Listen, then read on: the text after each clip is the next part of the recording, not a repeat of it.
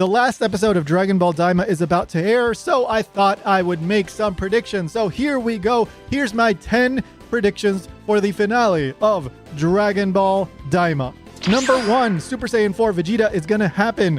Look, we've gotten a lot of fan service. We got Super Saiyan 4 Goku. Super Saiyan 4 is a very popular form, and it would be a bad business decision for Toei, and by extension Bandai, not to have decided to include Super Saiyan 4 Vegeta.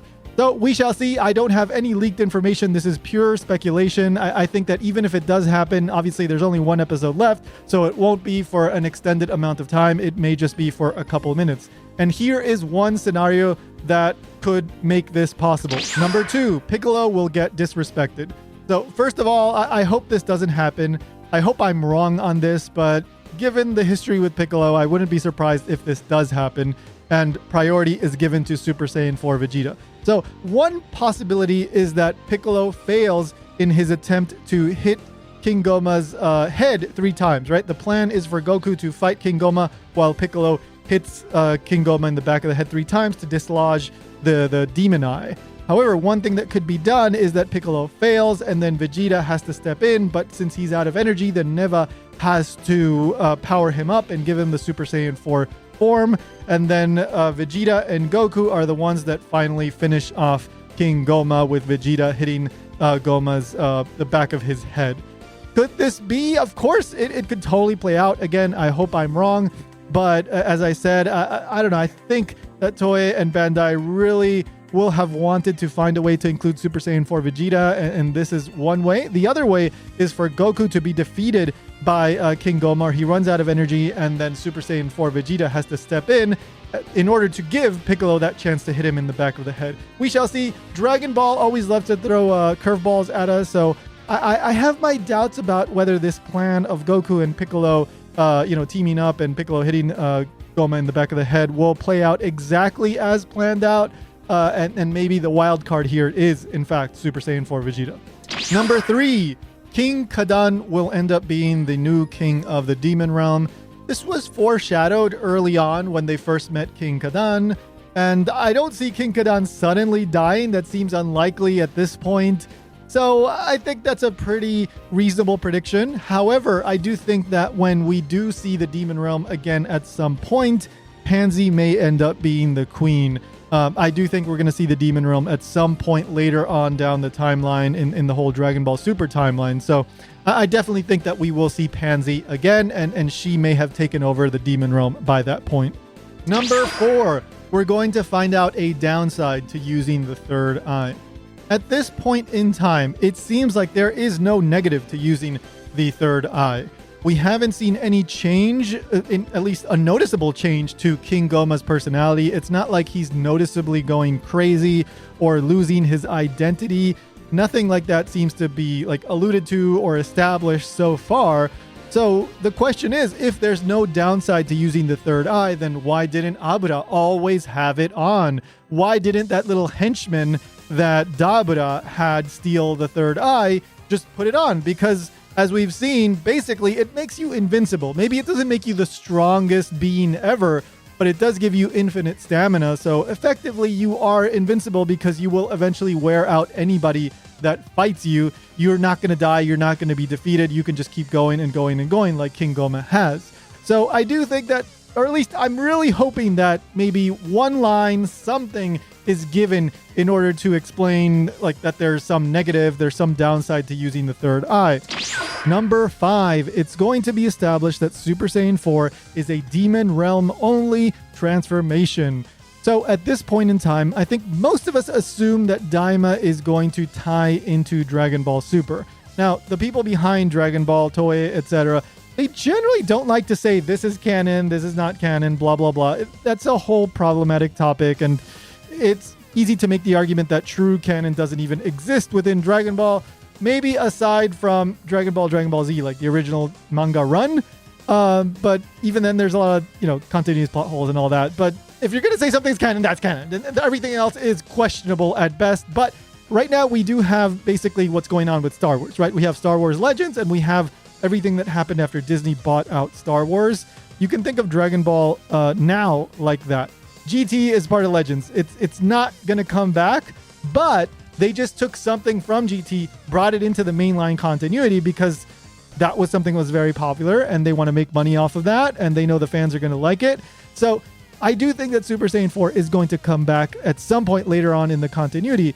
But right now, they want to make this fit with Dragon Ball Super. And so they're going to say something like, oh, this was only because of the Demon Realm magic and Neva's magic and that wore out or something like that in order for it to make sense, even though, you can argue that it doesn't make sense either way, but it's magic. So magic can do whatever it wants and Neva can do whatever he wants. So they're going to throw something in there for it all to fit in kind of nicely. Number 6. Arinsu is going to get a very underwhelming conclusion.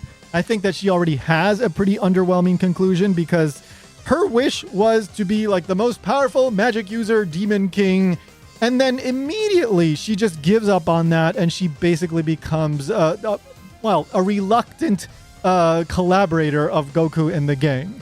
For somebody that wanted to mess up the entire Demon Realm, and it seemed like she was implying that she wanted to rule over the rest of the universes, right? Like not just the Demon Realm, but everything.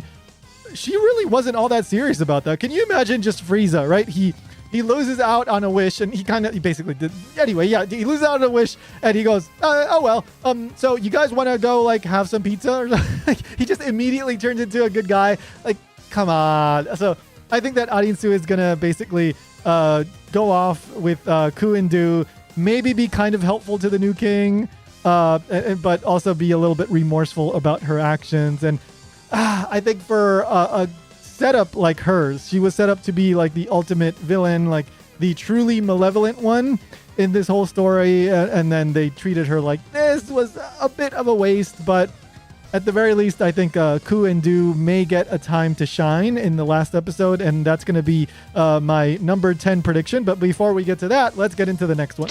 Number 7, we're going to get a quick shot of Gohan.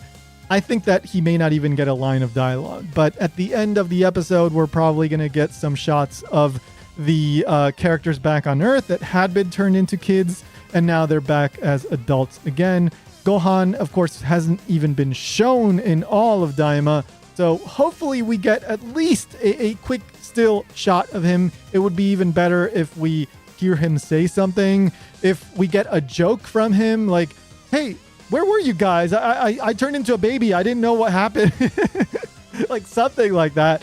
That would be great. But I do think that this last episode, especially towards the end, is going to be a little bit rushed because they do have to get through a lot of content. So we may only end up getting a still shot of Gohan, but I hope that we get something. Number 8, it's going to be revealed that Neba is somehow connected to Raimusu. So in case you forgot, because this was a while ago, Raimusu was brought up as this like all-powerful creator god that was in the Demon Realm, right? He is the one, or it is the one that created all of the universes outside of the Demon Realm. Well, Raimusu is a mixed up, jumbled up version of the word slime in Japanese. So Raimusu comes from Suraimu. Suraimu is slime. Neba is the word for, it comes from neba neba, which means like sticky or gooey. You could even say slimy, right? And of course, neba follows the Namekian naming convention of names based on like snails and slugs. So neba works with that whole thing. But neba also works with slime, right? If neba means sticky, gooey, or maybe even slimy, and Raimusu is slime, it seems like there could be some connection there. And given how powerful neba is, I wouldn't be surprised if, for example, it's revealed that neba was actually a disguised form of Raimusu, or kind of like the angel attendant to Raimusu, just like how the gods of destruction and even Zen-O has like basically an angel next to him, right? The grand priest in the case of Zen-O, which is basically like the father of the angels, right? So maybe there's something there because as we've seen, Neba is just ridiculously powerful. I like the whole name connection there, but maybe I'm reading too much into it. I don't know. What do you think? Is Neba actually Raimusu? Drop me a comment. Number 9, Bulma is going to hint once again that there will be continued connections between her/Earth and the Demon Realm /King Kadan and the Demon Kingdom. So we've already gotten 2 points in Dragon Ball Daima where Bulma made it clear that she wanted Magilite. There was another instance where she said, I'll make ships for you if you give me Magilite, right? And she was talking to Pansy. And now that Pansy is going to be the princess of the entire demon realm, presumably, according to one of my predictions as well, it seems like that connection between them may continue, and we may get Magilite usage at some point further down the Dragon Ball Super timeline. So I do think that at some point, Bulma is going to do something with Magilite, and I think that in the next episode, there may be just one quick line of Bulma saying something like, well, I'll be in touch to get some of that Magilite, or maybe Pansy will say like, look, this is all the Magilite I can give you at this point in time, but here's a piece, and we can talk again later. Number 10, Majin Buu will find the fusion bug. So the fusion bug, or the Kutsuki Mushi, has gone missing, right? So it was a couple episodes ago where we found out that Goku dropped the I guess it was like a little bag or something with the bugs in it, right? And I think there's one more recover bug, and there's, of course, the one join bug in the bag. And in episode 19, we didn't see where Majin Buu was, right? Majin Buu wasn't part of the story. Majin Buu seemed to be like off somewhere. And I think it was in the previous episode where Majin Buu was chasing down a butterfly. So maybe Majin Buu kept chasing that butterfly. He comes across the bag with the bugs in it, and then he finds the join bug, and then maybe he eats it, and then somebody else eats it, or he gives half to Majin Buu. And I'm not even going to say that they're going to join in on the fight. That could happen, but I think that this whole join bug thing may be played off as a big joke. I hope that they do something with the join bug, even if it is a joke, especially if it's between Majin Buu and Majin Buu. I think it could be funny.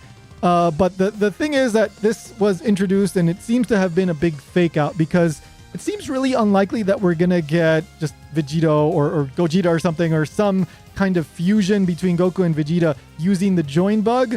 It seems like that was a bit of a red herring. Like everybody was thinking we're going to get fusion, but actually, no, haha, we tricked you. You're not going to get fusion. You're going to get Super Saiyan 4. I think that was part of that whole setup.